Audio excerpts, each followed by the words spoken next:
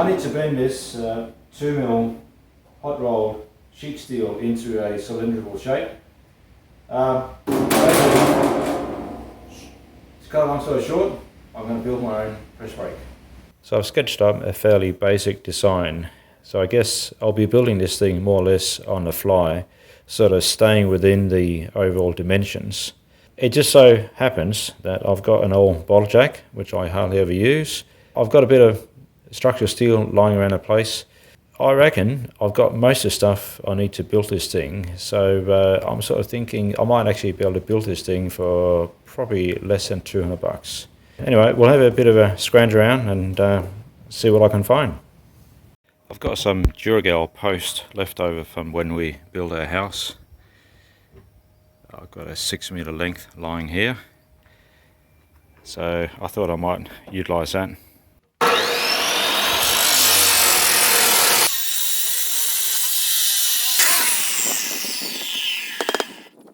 Also left over from when we built our house from the subfloor structure are these 125mm PFC.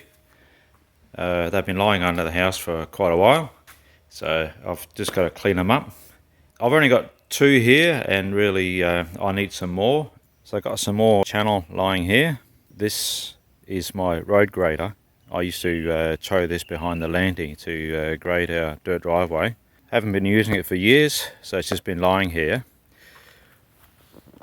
They're still in good nick, just a tiny bit of surface rust, but they should clean up pretty good. We'll just turn it over and have a look at the other side.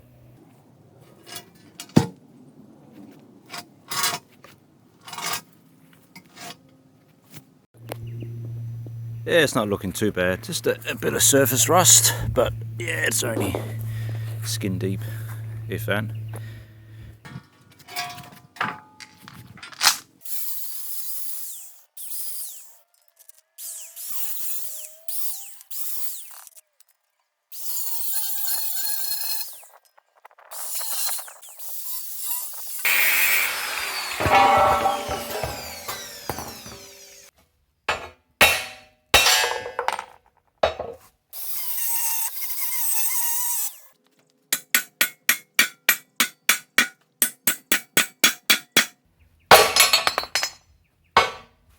I cleaned these up off camera, and they didn't turn out too bad.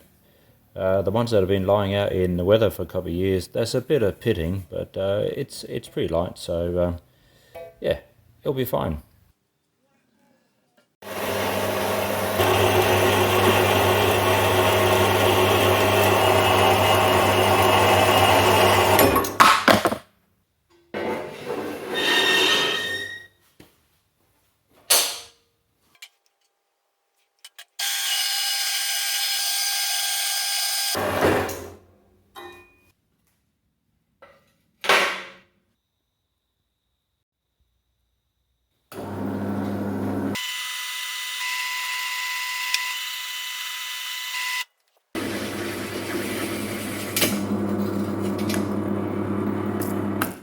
I've cut the ends back by 30 degrees just to give it a bit of a nicer look, and to cap the ends off I've gone for 5mm flat. You might think that's a bit overkill, and I guess it is, but again it's just because it's what I had lying around.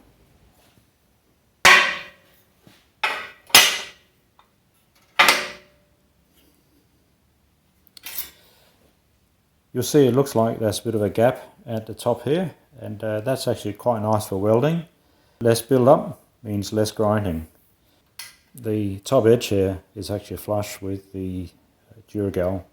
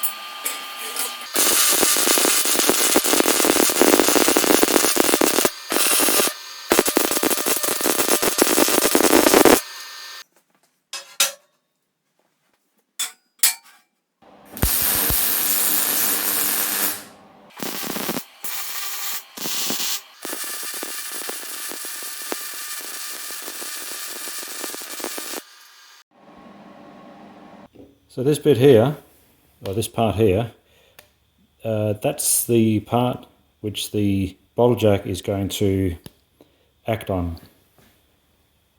like so. So I just put these two bits in here just to bring them apart a little bit more, so the force is sort of spread over a slightly larger surface.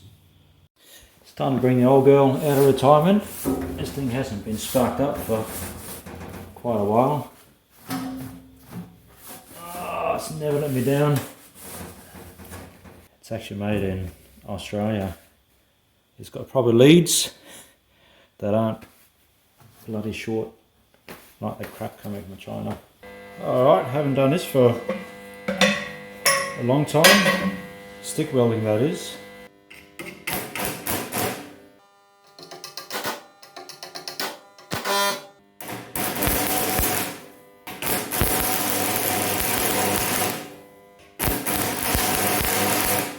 Come on.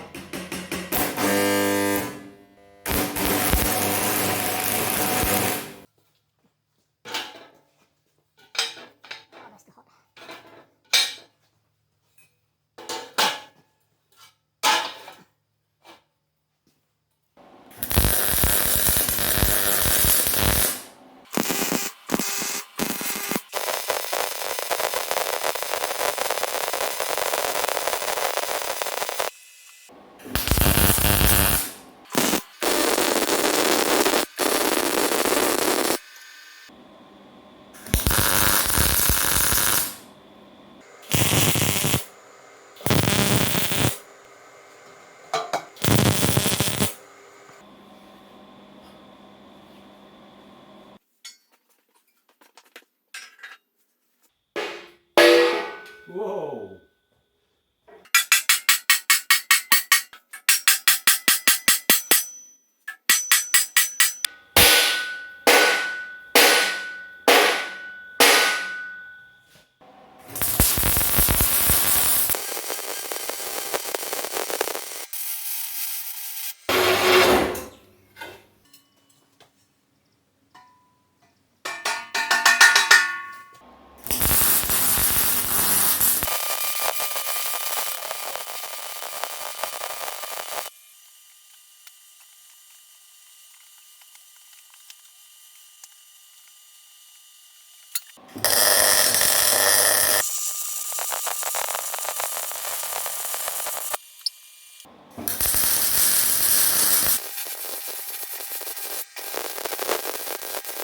I cut up some square section to make these end guides here,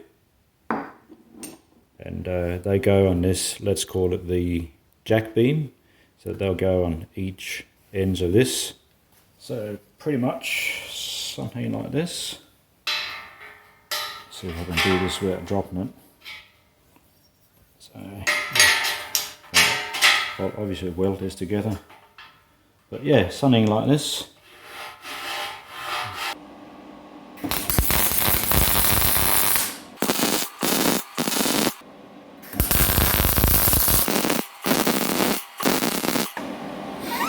Can't see where I'm going.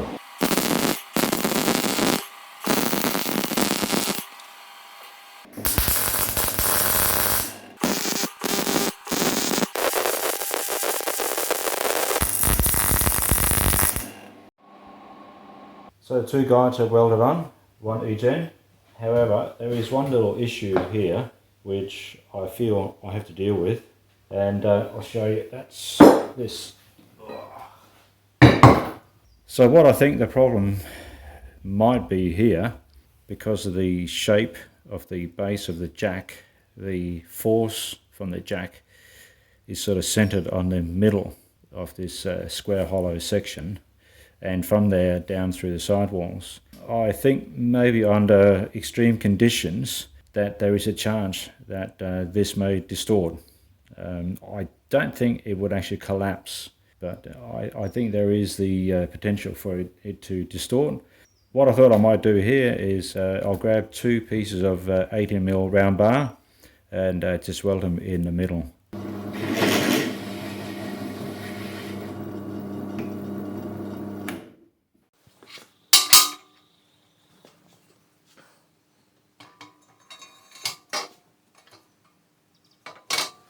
we go, look at that.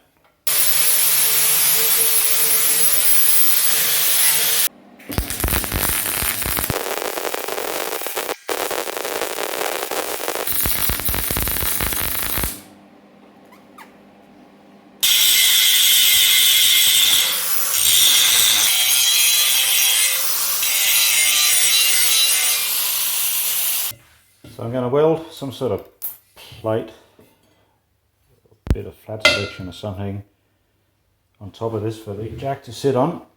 And what I would like is something that roughly follows the shape of the base of the jack. So it means a fair bit of cutting and fluffing around. Then I remembered I've got some scrap. I've got these scrap pieces here from when I made some flanges. I reckon that follows the shape of the jack relatively closely. To fill in the middle, just a bit of a 25mm bar. That's pretty good. Minimal work. Just cut it at the front, cut it at the back.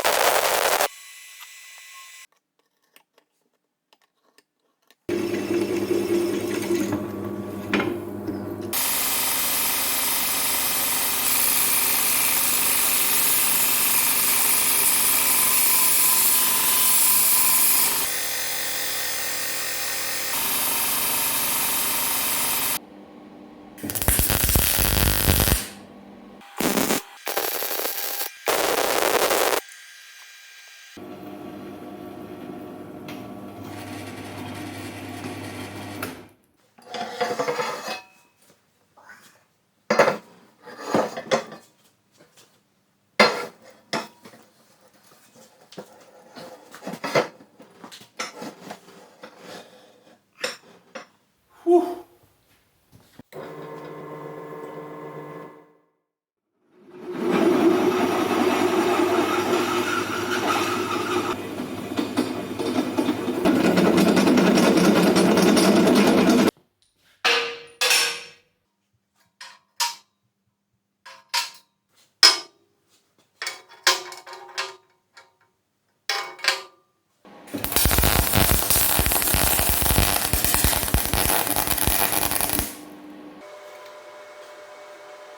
Oh, forgot the gas.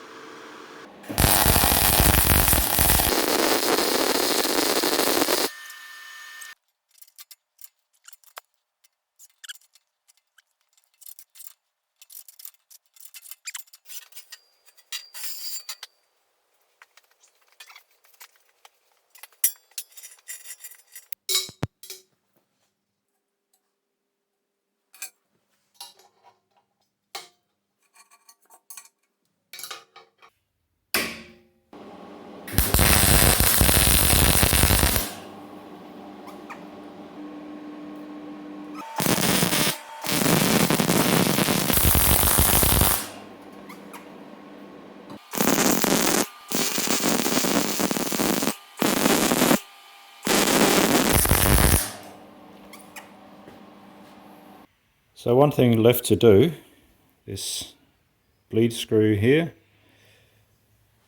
I'm just going to extend it out and put a handle or a knob or something on it, just so I don't have to use this tool here to lower the jack.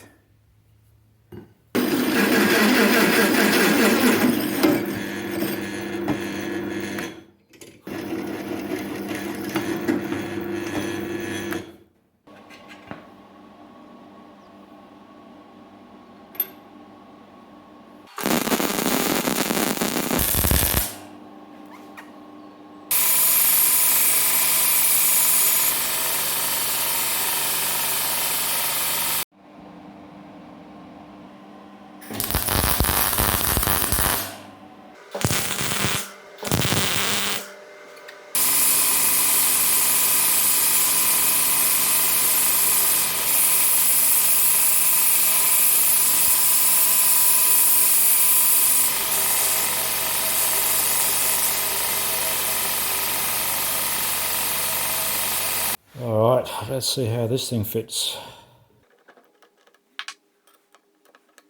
There we go.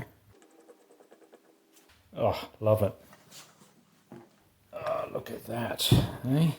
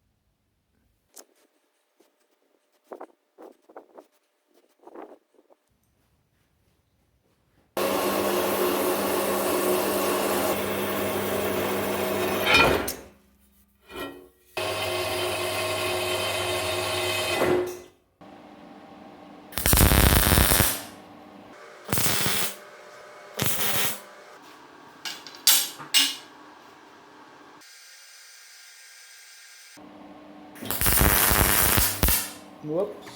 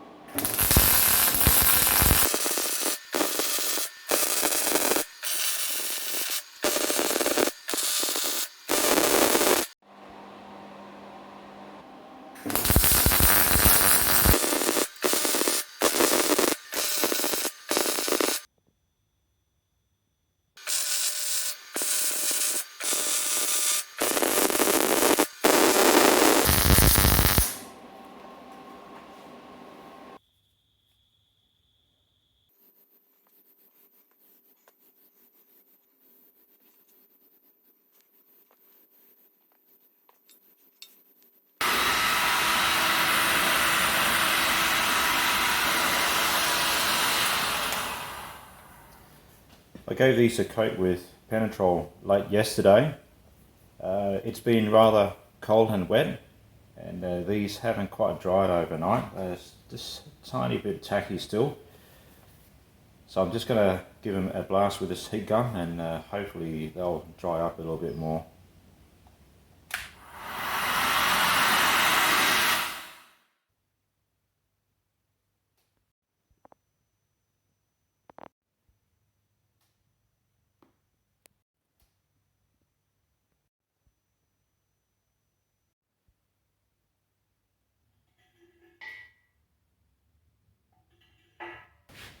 Well, that's it. It's finally finished.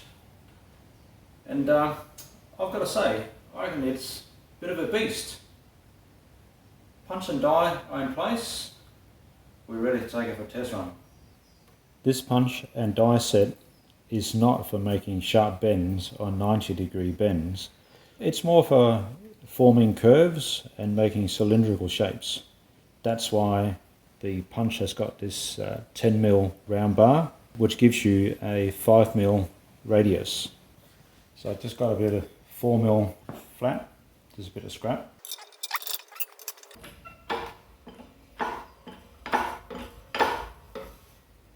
The idea is to start bending it, release it, push it through a little bit.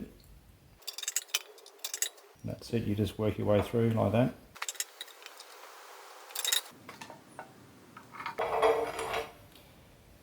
And that's pretty much the idea really. You know, that's not perfect. It's obviously going to take a bit of practice getting a nice even curve. You just go at it in small increments and basically just work your material forwards and backwards. Got another piece of scrap here, so what we're going to try is we're going to bend it as far as it'll go. Here's the thing I love, if we throw in this piece of angle here like so, what you'll see, rightio, so just by throwing in a bit of 5mm thick angle, it suddenly gives us a radius bend or radius corner, whereas here that's a 90-degree corner. We throw this in and you suddenly got one with a 5mm diameter. There you go, perfect match.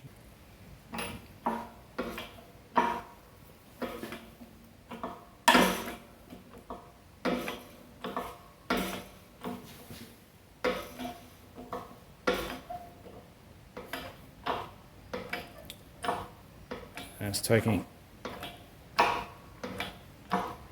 decent amount of pressure to do that. Okay, I think that's probably, oh, that's as far as she's going to go.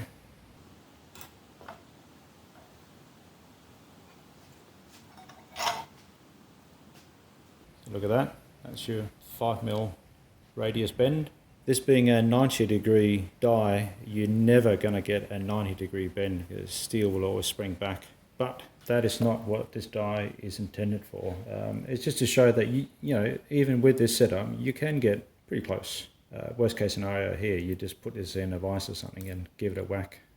Just something to point out, you'll notice when you bend pieces of metal, they fold upwards. Were you to form a cylindrical shape, that's going to be a problem because it will come up, you'll curve around, and it's going to hit either the jack or the top beam. So the only way around this is to flip the punch and die. The punch and die has been swapped around. The die simply bolts to the underside of the jack beam, and the hole pattern you see on the back of the punch here, that same hole pattern is on the underside of this beam. So whatever bolts to the bottom, to the base here, same thing can bolt to the underside of the jack beam. So what we got here is an adapter plate. Rightio, that's the punch and die flipped. So now the die is bolted to the underside of the jack beam and the punch is bolted to the adapter plate, which is bolted to the base beam. So any bend you now do, the bend will fold downwards.